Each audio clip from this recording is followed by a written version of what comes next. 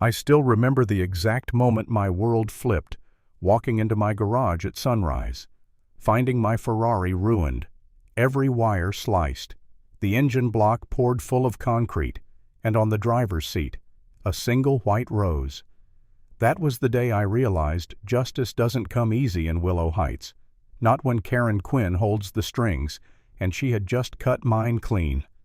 Funny thing is, I always thought if I ever lost it all, it'd be to time, or age, or maybe just bad luck, but not to someone like her, not to the queen bee of the HOA and her spoiled dynasty. You'd think after serving 2 decades in the Army and then becoming sheriff, I'd be immune to this kind of neighborhood drama.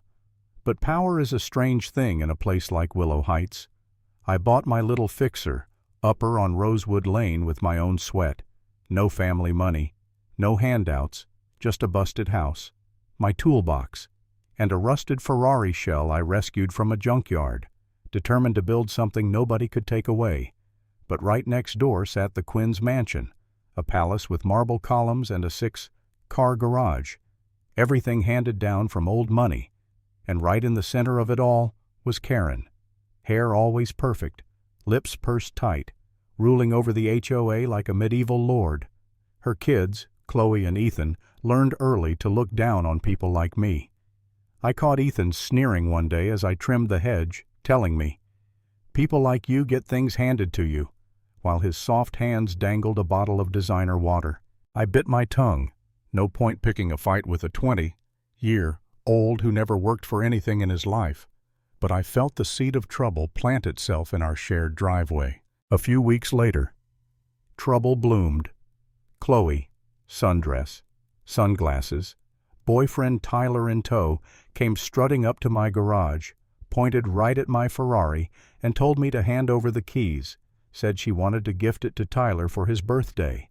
And, "Name your price. Daddy will write the check." Tyler puffed out his chest, trying to look tough, telling me her father owned the cops and nobody crossed the Quinns. I almost laughed, because the whole scene was so disconnected from reality. But their eyes told me they meant it. I said no, simple as that. But inside I could feel the temperature rising, that old rage from when I was a kid watching men like Karen's husband crush my father's dreams. Chloe stamped her foot. Tyler threatened to sic the HOA on me, and Karen herself watched from her porch, not saying a word, just sipping iced tea like she owned the street. The next day, I found an HOA citation in my mailbox. Unsightly vehicle repairs. A fine. A threat to tow my car if I didn't comply within 24 hours. Karen's signature at the bottom. That's when it started. The fines, the threats, the late night noise complaints, bogus code violations. Every day, a new letter, a new threat. My mailbox filled up with more paper than my trash can could handle. It was like being back in basic, except the drill sergeant wore pearls and chaired monthly HOA meetings. Neighbors stopped waving. Whispers spread that I was trouble. Tyler and Chloe told anyone who'd listen I was unstable, that my car was dangerous, that I was dragging down the value of the whole neighborhood. The HOA board, all Karen's cronies, started a petition to force me out. I'd like to say I stood strong, unshaken, but truth is, I started to crack. I lay awake at night, thinking about my dad, how he lost his garage when the local power brokers decided to squeeze him out. I thought about packing up, selling the car, moving to somewhere without HOAs, without Karens. All those years I spent building a life, a reputation, and here I was, doubting myself over a car and a house, letting people who never worked for anything make me feel small. There was a night I sat alone in the kitchen, turning the keys to the Ferrari over in my hands, feeling absolutely powerless for the first time in years. That's when I got the text. Anonymous. But I knew it was Ethan. "They want your property. They're using the HOA to force you out. Look in the HOA files. Fraud, bribes, all of it." I don't know why Ethan flipped. Maybe guilt. Maybe just tired of playing the villain for his mom. But that tip lit a fire under me. I dug into the HOA records, pieced together emails, found bank transfers, and matched up anonymous complaints signed by board members who'd never even set foot on my street. I found proof Karen and her little crew had run this racket on other neighbors too. Fines, foreclosures, flipping homes for profit, all under the table.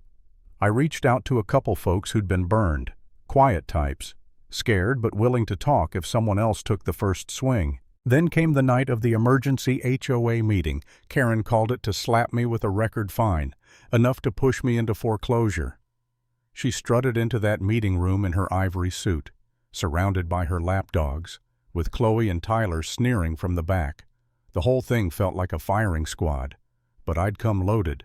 When Karen tried to ram through the vote, I stood up, voice shaking but loud, and laid out the evidence: emails, bank statements, recordings, even Ethan's tip, all connecting her to fraud, bribery, abuse of HOA power. Chloe shrieked that I was lying. Tyler tried to shout me down, but for the first time. The room went quiet. Neighbors started asking questions. Some even turned on Karen. That's when the squad cars pulled up, my own deputies, armed with a judge's warrant.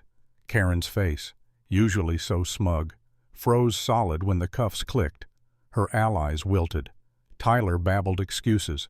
Chloe sobbed, blaming everyone but herself. Karen Quinn, the self-declared queen of Willow Heights, was perp, walked out of her own HOA meeting for conspiracy, fraud, and a list of charges as long as her grocery receipts. The board was suspended, her mansion seized, and the news vans rolled in before midnight. It should have felt like victory. My name cleared, the house safe, the truth finally out. But I knew better. Power doesn't vanish. It crawls into the shadows and waits. I found that out the next morning, when I walked into my garage and saw my car, my monument to resilience, dismantled piece by piece, and that white rose waiting for me, a calling card from Karen herself. It was her last message: you might win the battle, but the war never ends. Still, standing there in the dawn light, breathing in the silence after the storm, I realized I'd taken back what mattered most, not just my property or my car, but my own damn dignity.